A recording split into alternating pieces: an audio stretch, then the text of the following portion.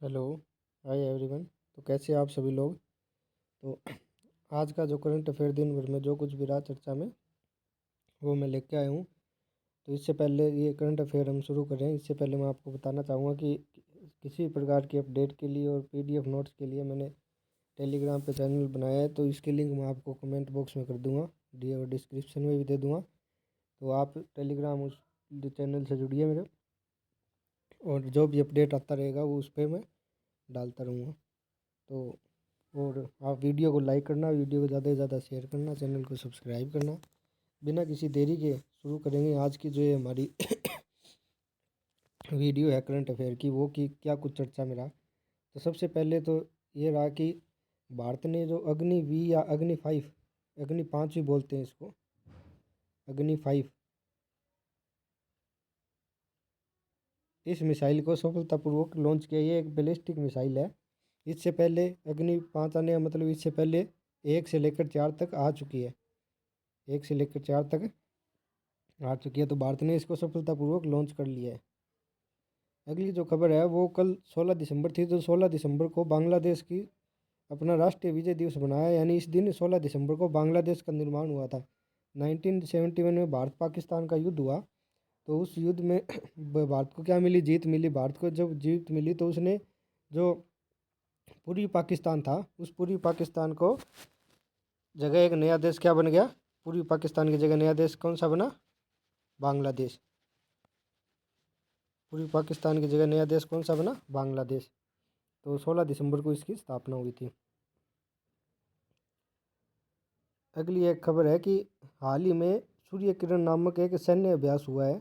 ये सैन्य अभ्यास किन के बीच हुआ है, भारत और नेपाल के बीच संयुक्त सैन्य अभ्यास हुआ है। मैंने 15 तारीख को जो करंट अफेयर पढ़ाया था उसमें भी एक सैन्य अभ्यास बताया था, वो आप कमेंट करना कि कौन सा था।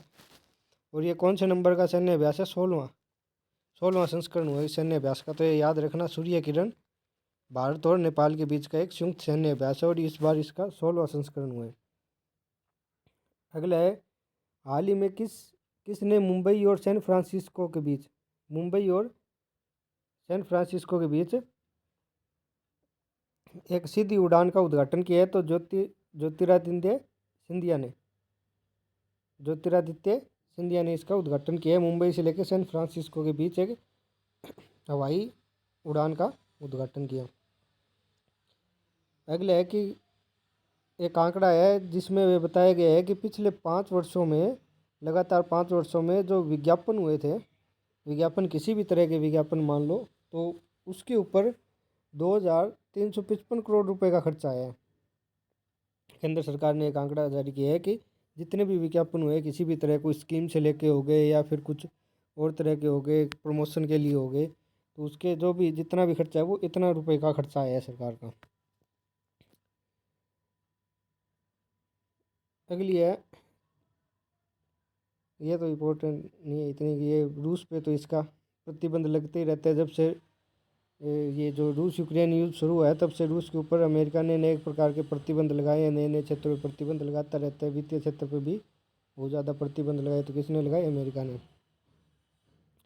ये है, किस देश ने अभी हाल फिलहाल में राष्ट्रव्यापी आपातकाल की घोषणा की। राष्ट्रीय आपातकाल की घोषणा अभी किस देश ने की है, तो पेरू ने अभी राष्ट्रीय आपातकाल की घोषणा की है। इंडिया वाटर इम्पैक्ट समिट, ये जल को लेकर एक समिति है, एक सम्मेलन होता है ये। तो इसकी मेज़बानी कौन सा शहर कर रहा है, भारत का। तो भारत का दिल्ली शहर इसकी मेज़बानी कर रहा है। ये भारत के अंदर एक जल को लेकर के, जल के लिए क्या दुष्प्रभाव है, जो जल प्रदूषण हो रहा है उसके लिए लेकर एक समिति बनी है, एक सम्मेलन होता है। तो 2022 में मेज़बानी कौन सा शहर करेगा, दिल्ली। अगला जो है कि एक अभी से नई प्रणाली आई है, नया सिस्टम आया है, कृषि DSS, डिसीजन सपोर्ट सिस्टम। कृषि डिसीजन सपोर्ट सिस्टम, ये जो सिस्टम लेके आ रहे हैं, ये कौन लेके आ रहा है, कृषि मंत्रालय। कृषि मंत्रालय के साथ इसका जो पार्टनर होगा वो कौन सा विभाग होगा, वो होगा अंतरिक्ष विभाग। कृषि मंत्रालय और अंतरिक्ष विभाग एक सिस्टम लेके आ रहे हैं, उसका नाम है कृषि DSS, कृषि डिसीजन सपोर्ट सिस्टम। तो अगली कौन सी है न्यूज़, अगली न्यूज़ है कि हाल ही में एयरबीएनबी ने किस राज्य सरकार के साथ समावेशी पर्यटन को बढ़ावा देने के लिए समझौता ज्ञापन किया है। तो गोवा के साथ एक समझौता ज्ञापन किया गया है जिसमें समावेशी पर्यटन को बढ़ावा दिया जाएगा। अगला है कि किस राज्य को बपोर उरू के लिए भौगोलिक संकेतक जीआई टैग दिया गया है? केरल को बपोर उरू एक तरह की नाव है, इसके लिए क्या दिया गया है? GI tag. जीआई टैग क्या होता है कि किसी विशेष स्थल को, कि ये किसी व्यक्ति को नहीं मिलता, किसी भी स्थान को उसकी जो विशिष्टता होती है उस विशिष्टता के लिए इसको एक, हम बोल सकते हैं कि सम्मान प्राप्त किया जाता है, एक संकेत, एक इंडिकेटर प्राप्त दिया जाता है उस जगह को। जैसे कि आगरा के पेठे हो गए, मथुरा के पेड़े हो गए, बनारसी साड़ी हो गई। तो किसी क्षेत्र की कोई अगर विशेष वस्तु है जो उसके लिए फेमस है, वो उस वस्तु के नाम पर वो शहर जाना जाता है या जो स्थान जाना जाता है, तो उसको जीआई टैग दिया जाता है।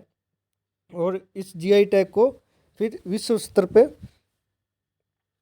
सभी लोगों के तक पहुंचाया जाता है।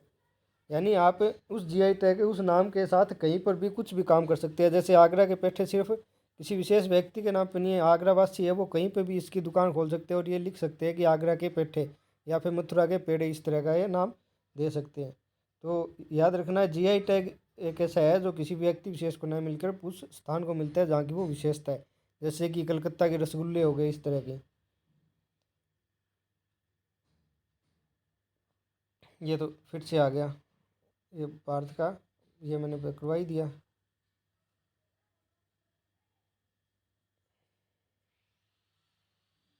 सूर्य किरण नामक संयुक्त अभ्यास नेपाल के साथ हुआ, रूस पर प्रतिबंध लगाए। अगली एक खबर है कि दिसंबर 2022 में मेटे फ्रेडरिक्सन न्यून में किस देश की प्रधानमंत्री? तो डेनमार्क की। आप ये याद रखना, अभी दिसंबर 2022 में प्रधानमंत्री बनी है फ्रेडरिक्सन, मेटे फ्रेडरिक्सन। तो किस देश की बनी है? डेनमार्क की। किसी भी एग्जाम के लिए आपके इंपॉर्टेंट क्वेश्चन है, डेनमार्क की प्रधानमंत्री बनी है। दिसंबर 2022 में कोलकाता अंतर्राष्ट्रीय फिल्म महोत्सव का कौन सा संस्करण हुआ? 28वां। तो अभी 28वां कलकत्ता में फिल्म महोत्सव शुरू हुआ है, अंतर्राष्ट्रीय फिल्म महोत्सव दिसंबर में शुरू हुआ है। तो अगला है कि हाल ही में किस देश ने औपचारिक रूप से यूरोपियन संघ में शामिल होने का आवेदन किया है? तो कोसोवा ने। यूरोपियन संघ क्या है? यूरोप के कुछ देशों से मिलकर बना संघ है जिसमें क्या होता है कि उसमें कुछ विशेष प्रकार की सुविधाएं दी जाती है उन देशों को। जैसे कि आवागमन की सुविधा होगी, आवाजाही की, कुछ विशेष प्रकार की कर से छूट मिलती है उसमें, क्योंकि यूरोप में जो देश है वो काफ़ी छोटे छोटे देश है और जनता भी वहाँ की बहुत कम है, वहाँ की आबादी भी कम है, जनसंख्या कम है। तो इस वजह से उन्होंने अपना एक संघ बनाया। जैसे क्या है कि हमारा भारत है, भारत के राज्यों से मिलकर बने ना अलग अनेक 28 प्रकार के राज्य है, केंद्र शासित प्रदेश है, तो इनसे मिलकर उसी तरह इतने छोटे छोटे देश यूरोप में है, तो अपनी सुविधाओं के अनुसार उन्होंने ये संघ का निर्माण किया है। अगला क्वेश्चन है कि 2022 में कौन से देश को राष्ट्रीय महिला अधिकार समूह से निष्कासित कर दिया? तो ईरान से। ये महिला सशक्तिकरण से, महिलाओं से संबंधित एक समूह है और आजकल महिलाओं से संबंधित जो क्वेश्चन कुछ ज़्यादा ही पूछे जाते हैं, तो आप इसको याद रखना कि जो राष्ट्र महिला अधिकार समूह है उसमें से ईरान को बाहर कर दिया गया। अगली खबर है कि जो पीएम कौशल नामक एक कार्यक्रम है, पीएम कौशल को काम, प्रधानमंत्री कौशल को काम, ये जो कार्यक्रम था इसका नाम अब बदल दिया गया और इसका नया नाम क्या है? प्रधानमंत्री विरासत संवर्धन। तो इसका नाम बदल कर क्या कर दिया गया? प्रधानमंत्री विरासत संवर्धन। तो ये भी आप याद रखना इसको। ये कुछ 5-6 इंपॉर्टेंट खबरें थी आज जो दिन भर चर्चा में रही, तो इनको आप याद रखना। तो आज की वीडियो यहीं तक, यहाँ तक बने रहने के लिए धन्यवाद। और आप टेलीग्राम लिंक मैं जो डिस्क्रिप्शन में दूंगा और जो कमेंट में दूंगा, आप उससे जुड़ जाइए टेलीग्राम से और अपडेट डेली मिलती रहेगी आपको। वीडियो को ज़्यादा से ज़्यादा शेयर करना। बाय।